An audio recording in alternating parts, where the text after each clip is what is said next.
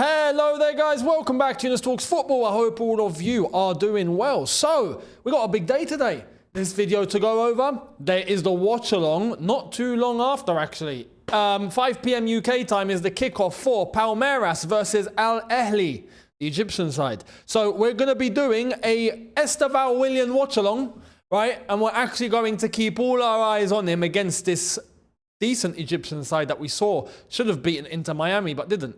So it's going to be a very interesting game. Make sure you're there for the watch along.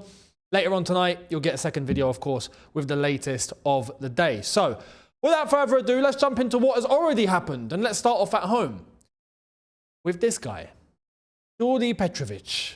What is the latest? Well, seems like we're getting some clarity, and this is coming out of Turkey. Galatasaray seem to be interested in Petrovic, and we've got someone, a journalist out of Turkey, saying what apparently has happened. Here it is.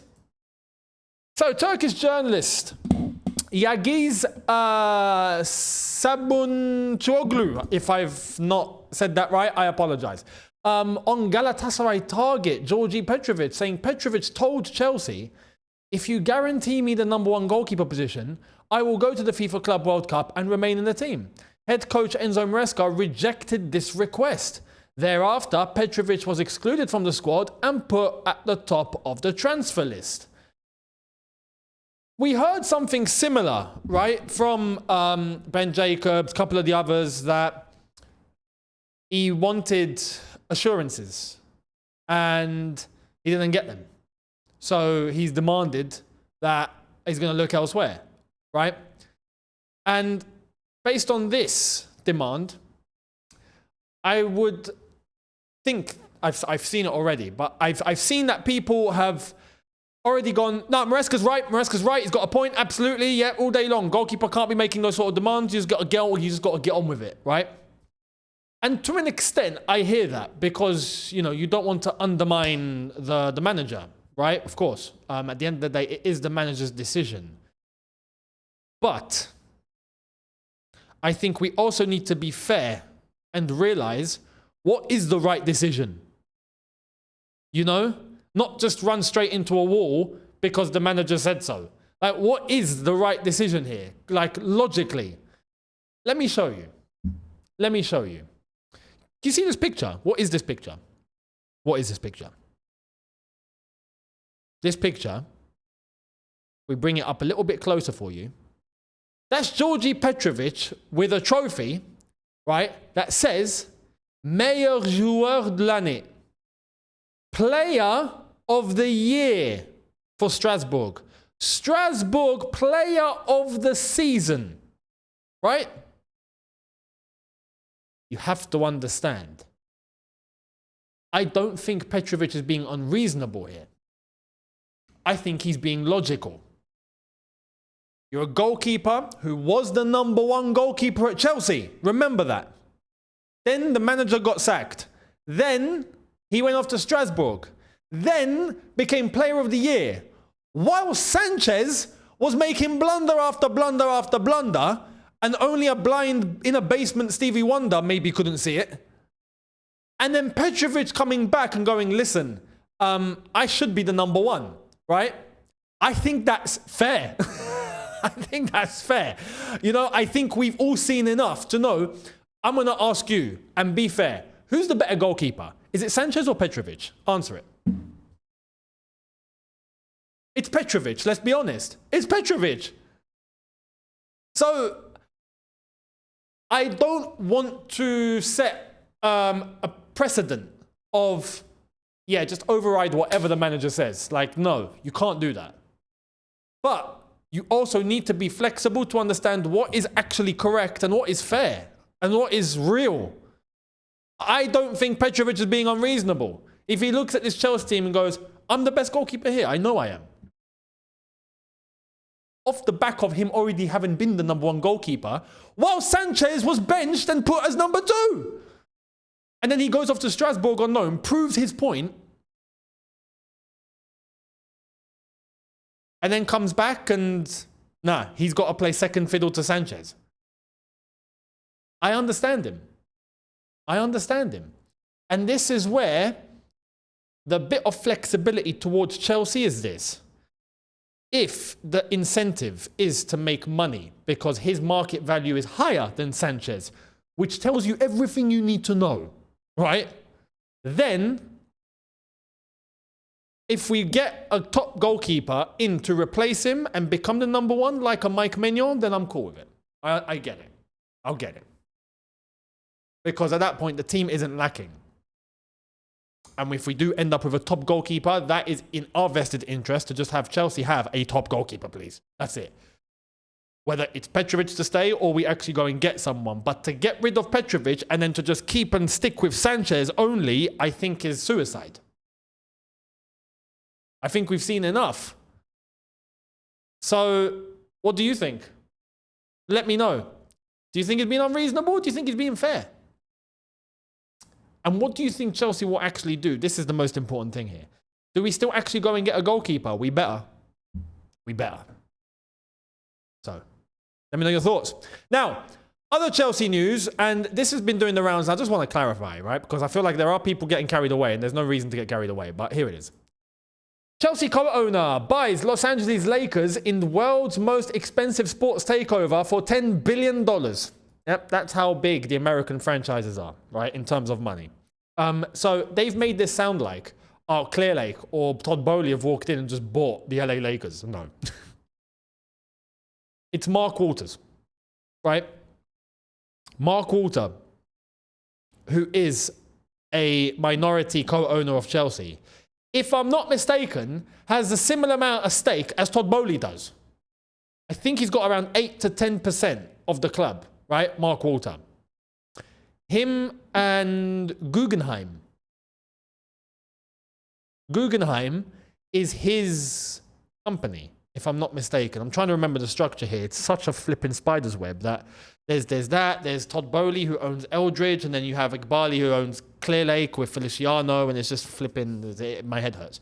But Mark Walter, minority co-owner, has bought a majority stake of the LA Lakers now. I think now he's acquired 66% of the franchise, not the club, it's the franchise. So that's a $10 billion takeover, which, yeah, means it's the world's largest sports takeover in history. But it doesn't influence Chelsea whatsoever. What's Mark Walter going to do? Inject $1 billion into Chelsea? No. He owns 10%. If that, 8%, I think somewhere around there. So this is basically news that sounds big but isn't. So just want to clarify. Okay. Now, if this was Clear Lake, different story. Yeah, because they're the majority shareholder of the club. They're the ones that have the big power. That would be a different scenario and situation. But that's not the case. So there we are. I hope that clarifies. Let me know your thoughts down below. Good luck to the Lakers, I guess. Now, Nico Williams. We've got news. Let me show you what's transpired today, and then I'll give you my thoughts. So, Fabrizio told us Nico Williams and Barca have agreed personal terms on a 6-year deal. Agreement sealed on players' contract until June 2031 with a salary in the region of 7 to 8 million euros net per season. Barca are currently working on financial terms to get deal done with Athletic Bilbao. Florian Plettenberg quoted this earlier on with the finish line, so it's come to an end. And then clarified this, that Williams has given FC Bayern a final rejection in the last 48 hours. There had been a new approach from Bayern's side. He is determined to join Barcelona. A verbal agreement between Williams and Barca has been in place for several days. Laporta is still pushing to finalise the deal. As previously revealed, clubs are in contact. Barca are optimistic about getting it done. Release clause stands at 63 million euros. The deal is on. And then we got Ben Jacobs saying Nico Williams' priority is Barcelona and terms are in place on a 6-year contract with 12 million euro gross. Right? Gross. Barcelona prepared to pay the 58 million euro clause, but must free up squad wage space before proceeding. Williams has accepted the same terms offered 12 months ago. I'm assuming this is what was offered to him by his own club, Athletic Bilbao. But if you do the maths and you go and look at what is 12 million euros gross, that is 10 million pounds, roughly, just over 10 million pounds gross a year. That's 200k in pounds, 230,000 euros or so. 200,000 pounds gross. So net is going to be, take the tax off. It's amazing what he's actually accepted for Barcelona. You know, I want to mention this because I don't think Chelsea would have been able to do the same thing. No other club will. It's because it's Barcelona. And that's what kind of stings. It's like, why have we not got that pull? I swear we used to have that pull. You know, now we don't really have that pull.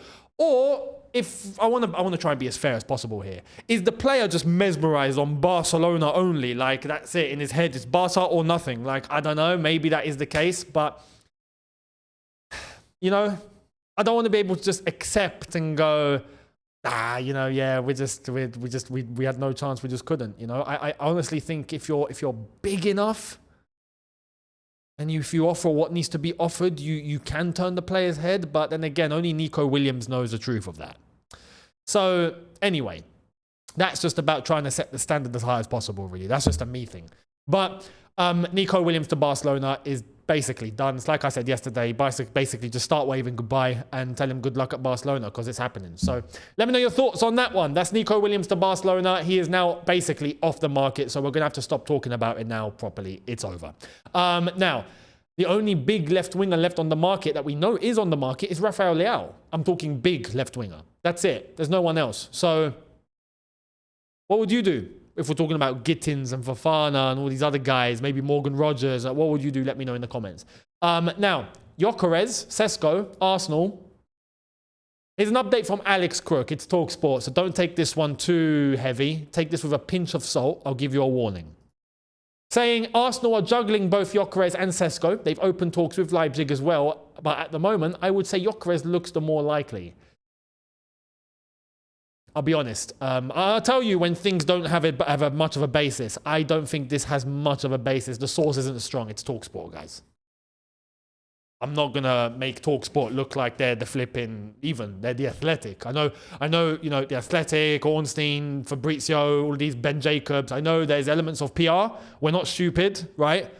I still show you them because majority of what is said tends to happen, but let's not pretend there isn't maybe influences coming from somewhere at times, of course, specifically with Chelsea. But TalkSport don't really have much leg to stand on. That's the issue here. Like, they barely get anything right. So take it with a pinch of salt. I just want to say I hope Arsenal get Sesko. Still. Anyway, that's that. Now, Man United, Osimhen. Well, looks like we've got... Do you remember the list of clubs? There was like 8 clubs, and Osimhen was juggling all of his options. Well, Man United were one of those, apparently, and now here's the latest. Manchester United are not in the race for Victor Osimhen, as the player won't significantly adjust his wage demands. He doesn't want a reduction should his team not play Champions League football, which doesn't suit Man United. That's from Ben Jacobs. So,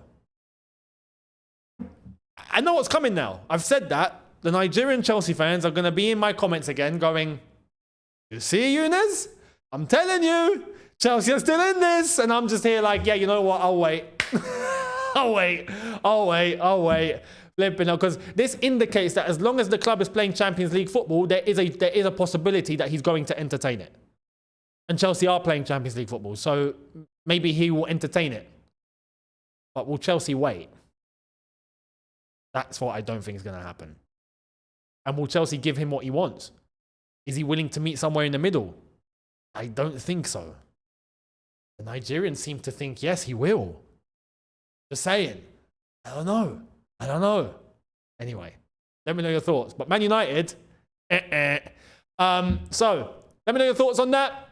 Back to Arsenal to wrap up. We finally have an update on Zubimendi.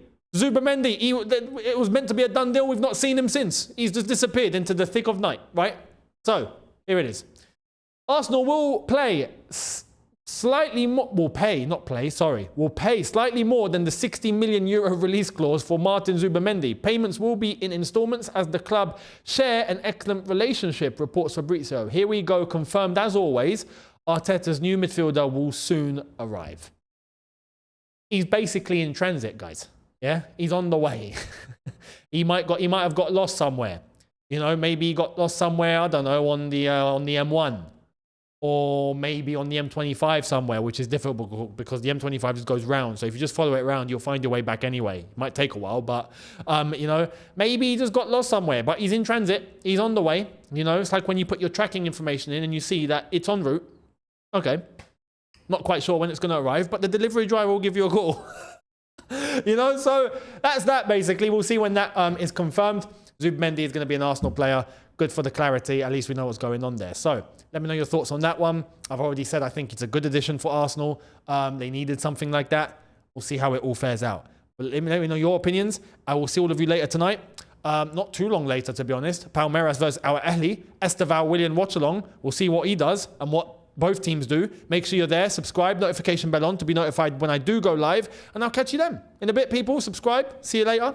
And peace.